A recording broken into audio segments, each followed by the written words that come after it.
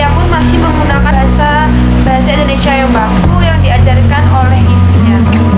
Untuk sikap prosedural bisa dilakukan dari tingkat taman kanak-kanak. Guru yang mengajar harus menggunakan bahasa Indonesia yang baik. Misal, dalam sistem pengajaran, sistem bahasa yang digunakan menggunakan bahasa Indonesia yang murni tanpa adanya campuran.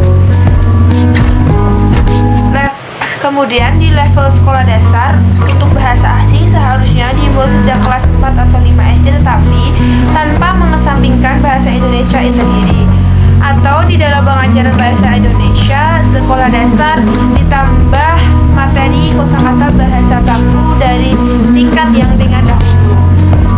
Lalu dalam level menengah dan level atas harus lebih ditekankan lagi dalam penggunaan bahasa Indonesia, atau mungkin juga bisa diadakannya ekstrakurikuler di dalam bidang bahasa Indonesia. Cara yang saya gunakan untuk menyongsong goal country ke dalam bahasa Indonesia, yang pertama yaitu kita harus benahi dahulu pendidik yang ada di Indonesia, mungkin dengan penambahan guru di bidang bahasa. Kemudian cara yang kedua, mungkin melakukan pengembangan serta pembinaan kepada lembaga bahasa. Mungkin dengan cara itu bahasa Indonesia semakin eksis di dunia, dengan cara mengirimkan beberapa guru untuk melakukan promosi bahasa Indonesia di luar negeri, supaya bahasa Indonesia bisa dikenal di seluruh dunia dan menjadi bahasa internasional.